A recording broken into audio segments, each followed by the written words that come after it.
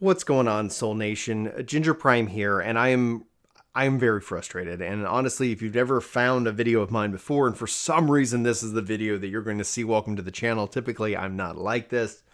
However, I'm very upset by what has occurred within Microsoft, and I think we have to discuss it, and I want to give you guys kind of the news, and then a lot of this is going to be my opinion. As always, I want to know yours. Sound off and let me know what you think. Open discussion, just be respectful for one another and your opinions.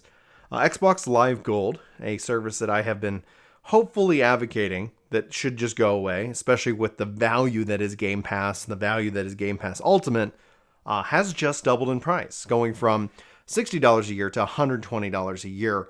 Now, if you're currently subscribed, like that is essentially won't apply to your renewal date. And honestly, at its core surface level, this feels like a veiled attempt to force people into Game Pass Ultimate.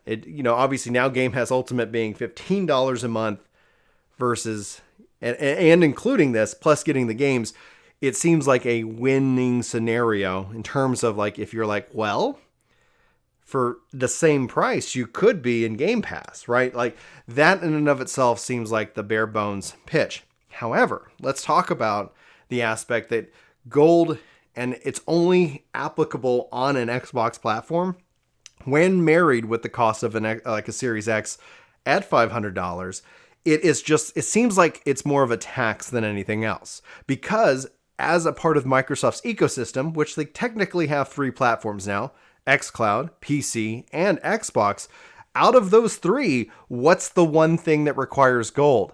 Just the Xbox. You have 2 other platforms that are completely like independent of that. And the reason why I can say this and know this is because PC doesn't require gold.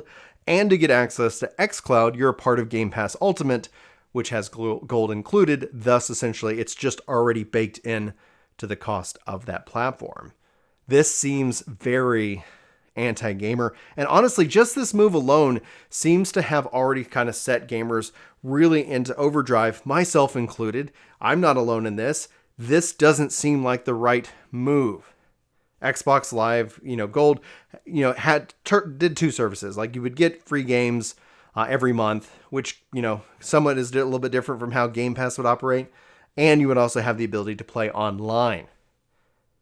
It has outlived its use. It has outlived its life. It is a service that is a remnant of the past. And honestly, at the time, it made sense. That at the time, Xbox Live was perhaps the best and most connected online network possible.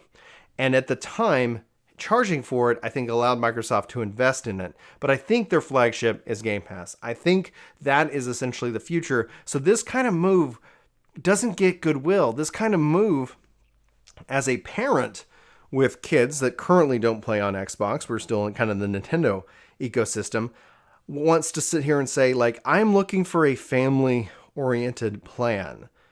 I don't need or want to spend and increase my cost month over month in a pandemic year. Or in this case, 2 years. This is just an added tax to take your console to the next level. And it's disconnected from kind of the messaging. So I want to know more. Like, what was this decision? Where is the added value? I'm not seeing an additional increase of $60 of value in the service itself, especially when the value is already there. And when it comes down to between choosing 2 options, it just feels like a stupid tax, as Dave Ramsey would call it. You're getting taxed because you didn't look at the other option. And so it feels kind of like a forcing of the Trojan horse. It feels like them, hopefully, if nothing else, if the only good thing that comes out of this is they cancel gold, they're like, hey, we heard you, we're going to cancel it. It still makes them look like they're having their tail tucked between the legs. Now imagine this entire video, like rewind it all the way back to the beginning and me going, oh my gosh, guys, this is incredible.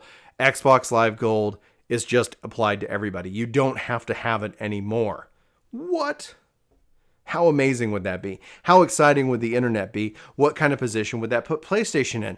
What about the upcoming Luma and Stadia platforms? What about PC gaming? Putting more things on that equal playing sphere. It just feels like it's this weird tax for those who want a console, when at the ultimate time, especially in terms of cost, at $120 a year, you factor the cost of a console at $500 plus $120 to be able to use that console online in 2021, God forbid.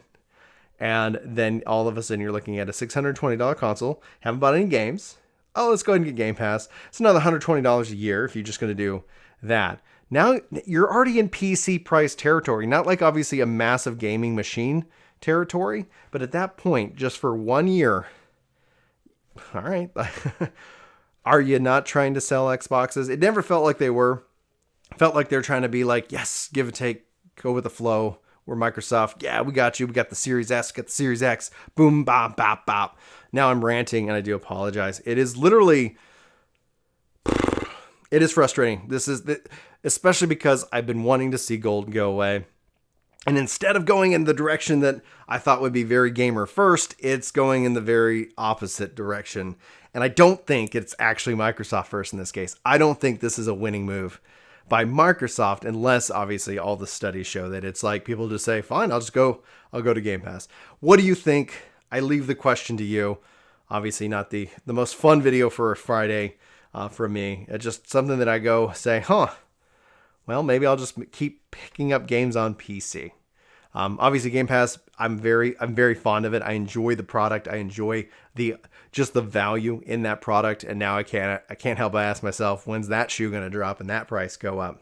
Anyway, as always, I love your thoughts. I love what you think about this and anything else. Thanks for being here. Hopefully, you have a better day. And hopefully this at least allows you either to vent some frustration or tell me I'm an idiot. Both options are welcome here. And anyway, if you are new and you hung out for the whole video, you're a legend just for doing so.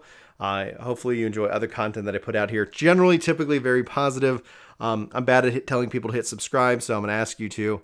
And you can always unsubscribe later. I'm not all rant videos. Thankfully, thank God for that.